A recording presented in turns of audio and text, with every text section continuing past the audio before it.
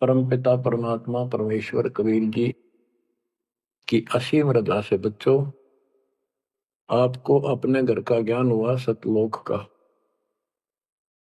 काल के षड्यंत्र से परिचित हुए।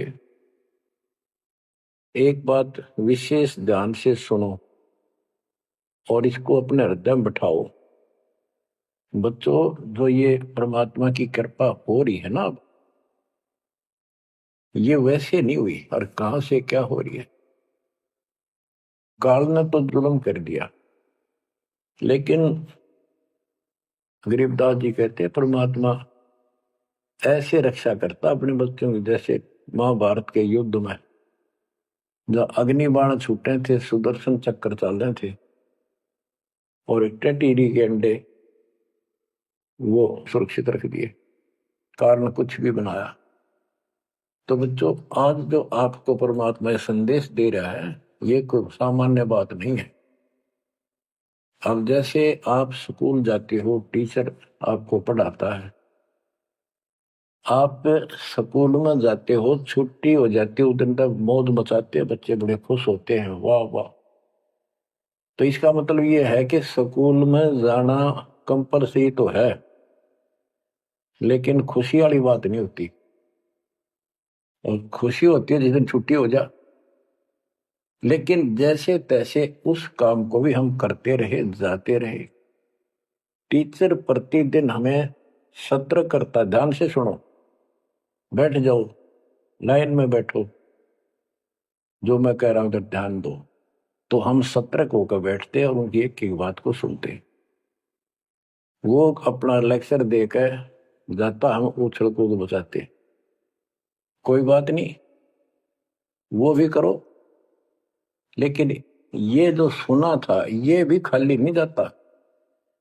ये जो टीचर ने बताया वो भी हृदय में अलग से जगह बनाता चला गया। और बाकी जो क्रियाक्रम, खेलना कूदना, काम करना, भाई वो भी हम करते रहे।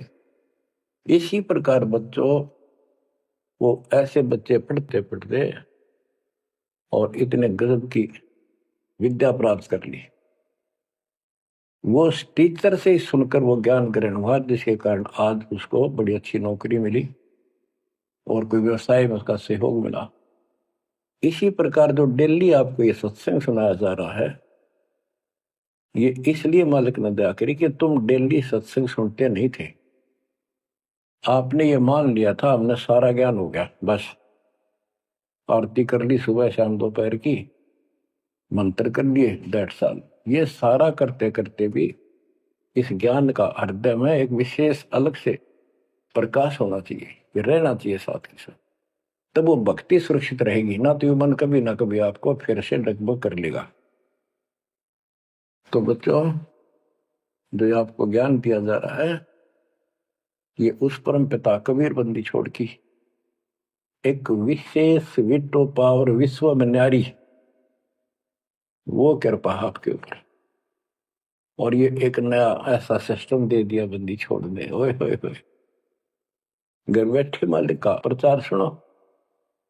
अरे घर बैठे, चारपाई पे बैठे बैठे, सर्दी हो तो रजाई में बैठे बैठे, हे भगवान ऐसे दयालु, ऐसे दीन दयाल, हमें इतना सुख देते हैं और आप खुद इस गंदे लोक में 120 वर्ष रहे, एक झोपड़ी के अंदर टाइम पास किया।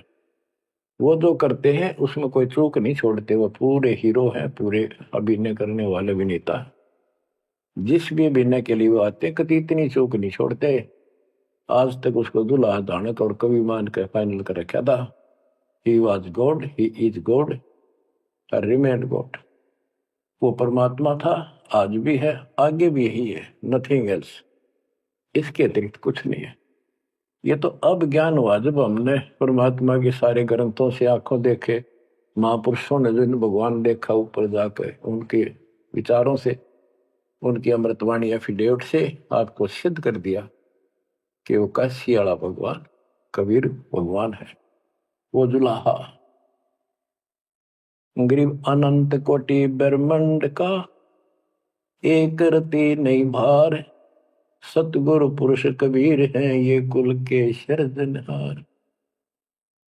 गरीब सब पदवी के मूल है, सकल सिद्धि है तीर, दास गरीब सतपुरुष भजो, अविगत कला कबीर। अनंत कोटि ब्रह्मांड का रत्ने आला कबीर भगवान है। अनंत कोटि ब्रह्मांड का एक रत्ती नहीं बार, यानी इतने सारे ब्रह्मांड रच कर उनको ऐसे हवा में उड़ा रखा है। जैसे वैज्ञानिक रॉकेट बना करके जैसे चांद पर जाते हैं और गए हैं, वहां पर आदमी बैठे चले गए, वो अपने आप चल रहा है। इसी प्रकार परमात्मा ने सारे ब्रह्मांडों की रचना करके आप आराम से घूम रहे इसके अंदर सारा पर। अनंत कोटि ब्रह्मांड का एक रत्ती नहीं बार, सतगुरु पुरुष कबीर है, ये कुल के सृजना है। सब पदवी के मूल है, सकल सिद्धि है तीर, दास गरीब सतपुरुष भजो, अविगत कला कबीर।